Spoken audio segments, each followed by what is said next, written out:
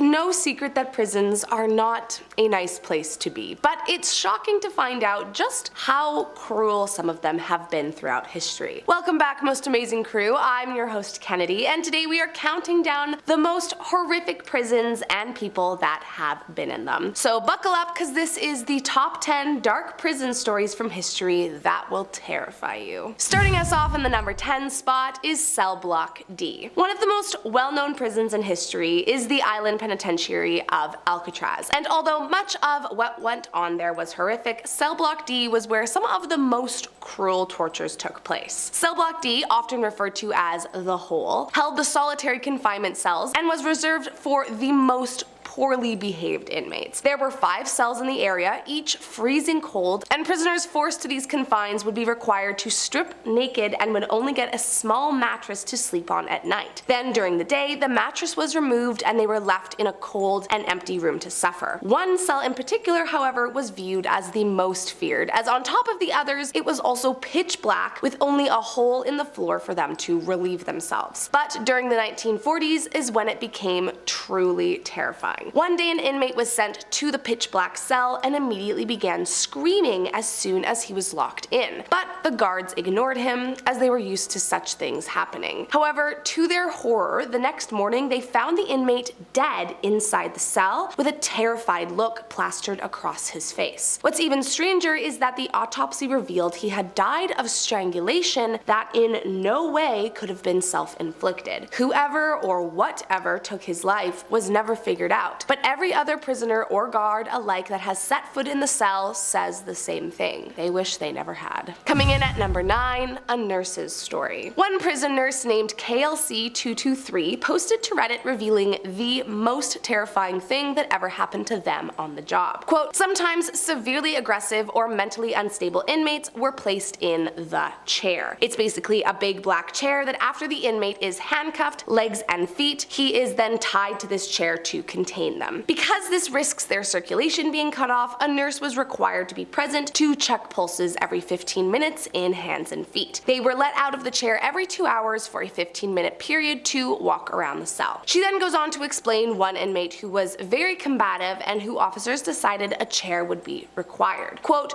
the 2-hour time frame was reached to let him out to walk the cell. As soon as he had his handcuffs unlocked, he went completely insane, biting the officers in the arms and shoulders and headbutting them as well as punching them in the face. I had to run out of the cell and back off as quickly as I could. I managed to get out fine, but the officers had to restrain him immediately again. All 5 had to go to the hospital for either broken bones, stitches, or chunks bitten out of their arms. It was all pretty horrific. Coming in at number 8, Rikers Island. Even though I know intellectually that there is lots of corruption inside the prison system, sometimes I am still shocked at just how messed up it all can be. Particularly when it comes to treating the inmates as if they're some kind of pawn in a game. Back in 2008, 3 inmates were charged with the manslaughter of fellow Rikers Island prisoner Christopher Robinson, allegedly pummeling him to death because he refused to join a fight club. But the worst part of this entire ordeal is that the fight club in question was supervised by correctional officers. Apparently 3 guards oversaw a scheme that was referred to as the program and have been accused of ordering inmate enforcers called the team to beat up other detainees. So it's not just that the 18-year-old Robinson refused to be a part of a fight club amongst inmates, he refused to have a part in a guard-run fight ring, and sadly he lost his life because of it. It's honestly so beyond messed up that this kind of stuff is happening. Next up at number 7, Chow Room. So this one is definitely not the most cruel or barbaric one on the list, but it is definitely one of the more gross ones. Reddit user A Fake Fox posted talking about the wildest thing they saw while doing time, and I'm actually speechless. Quote, there was a woman there who had tried to take out her own mother, so as revenge, while the mother was escaping, she ran her over, put it in reverse, floored it back over her again, and finally put it in drive over her one last time. But the gross part comes next. Quote, the daughter would always have her arms inside her shirt. You'd only see her arms when she was sitting, like eating or something. She's across from me one day eating, and I see her drop a pile of something. I immediately was like, what the F? You can't have this stuff in the chow hall. What is this girl doing? It was kinda loud when she dropped it, so it wasn't laundry. It looked kinda like meat. How and why does she have meat? We're eating spaghetti right now. Then it occurred to Reddit friend, it was her intestines and guts that had fallen out of the woman. Apparently they continued to fall on the floor and she kept attempting to gather them up and put them back in her torso. I mean, I'm a little speechless, I won't lie. I hope this woman was taken to surgery? How was she alive?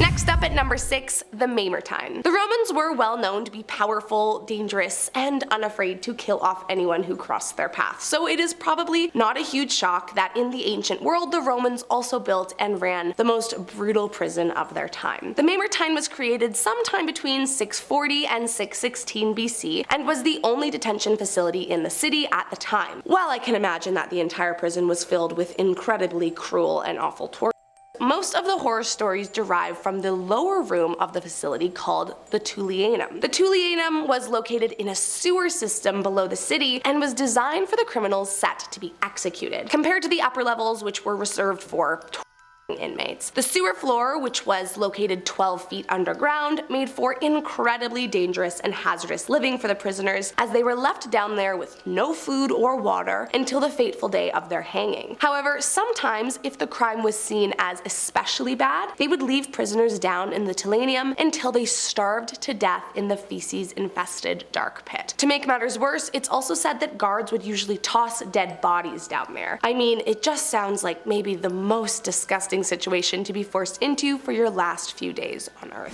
Coming in at number 5, a taser. According to one Reddit user, NDR Dog, who spent time in a prison earlier on in their life, the most insane dark thing that they saw was the treatment of one inmate in particular. Quote, "While I was being processed, one of the inmates was screaming non-stop about suing everyone and making the cops his B. He was still very under the influence. All the cops were generally laughing about it until one decided that it needed to stop, so they all suited up and went in to shut him up. They were more jacked than any high school football team I've ever seen. Off they went, and about 3 minutes later, silence. They walked me by his cell on the way to my new room, and he was just sitting there without clothes. A few hours go by, and he decides to end himself by drowning in the toilet. Well, in go about 8 cops in full gear. I would think 8 professional guards could move one guy, but they decided to taser him several times while his head is in a metal toilet and water. For 2 days he just sat undressed on the floor,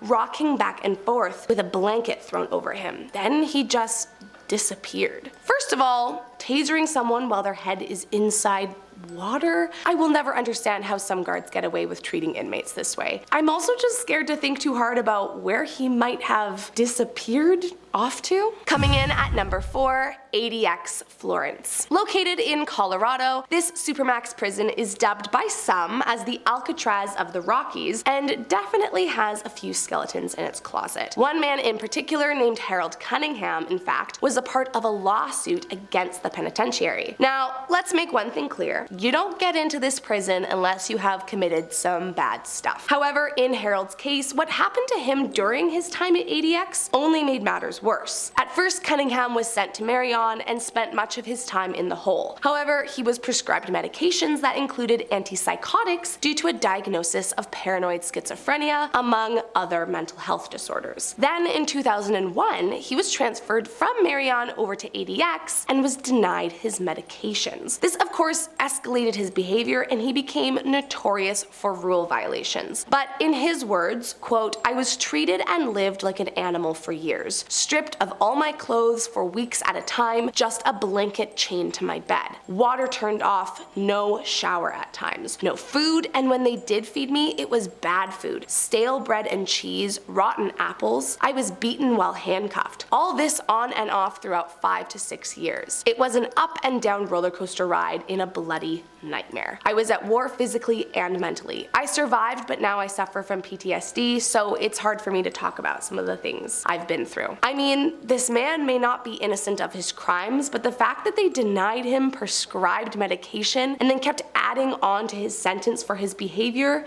is wild to me. Coming in at number 3, Pitesti Prison. Built in the late 1930s, this penal facility mainly housed political prisoners during the communist reign in Romania. But what made this prison beyond cruel compared to others was their bizarre methods of torture, particularly what they called the re-education experiments. These re-education experiments took place between 1949 to 1951, and their goal was to brainwash prisoners into giving up their religious and political beliefs to the extent of altering their personalities until they displayed complete and total obedience. In total, roughly 500 prisoners were victims to these re-education experiments, which were really just mandated forms of psychological and physical torture. The first stage, referred to as external unmasking, involved torture disguised as interrogation until inmates divulged everything, often confessing to crimes they didn't even commit, just to make the torture stop. Next, the experiment began with what they called internal unmasking. The second stage forced prisoners into revealing the names of people who were lenient towards them during early interrogations. Then came the third and most brutal phase, known as public moral unmasking. The third phase involved public humiliation, usually in the form of coerced renouncing of their entire belief system. But it wasn't just forcing them to say something bad. One example of how they went forward with phase 3 involved dressing up Christians to look like Christ and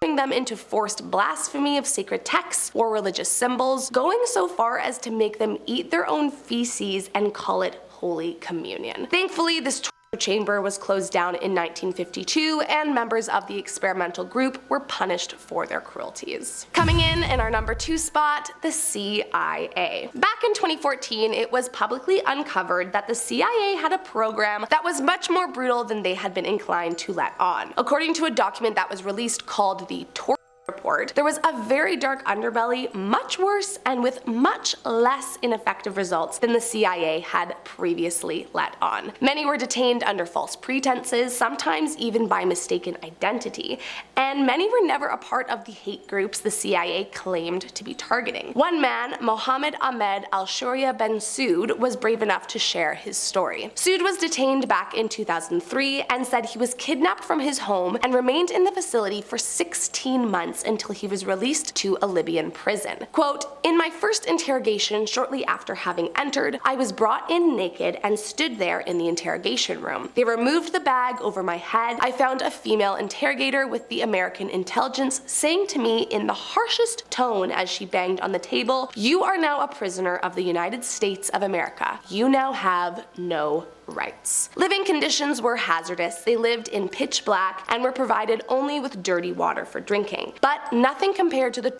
inmates endured. There was a ring that hung from the ceiling that they would be hung from in different positions for hours on end, while being required to stay awake or risk being beaten. Soud received broken bones and said that if you refused to talk, they would lock you inside a box until you suffocate from lack of oxygen and gave in. The list of the atrocities is practically endless, and I hope to God that exposing this facility forced some kind of regulation to these interrogations. And last up, in our number 1 spot, the Tuol Sleng Genocide Museum. Back in 1975, after their victory in the Cambodian Civil War, the Khmer regime commandeered what was once a high school in Phnom Penh into the notorious Security 21 prison. Encased in electrified barbed wire, the classrooms were converted into tiny prison cells and chambers where some of the most cruel and barbaric torture in history would take place. Between 1975 to the fall of Khmer Rouge in 1979, it's estimated 20,000 people were imprisoned at S21, and at least 18,000 of those inmates died while being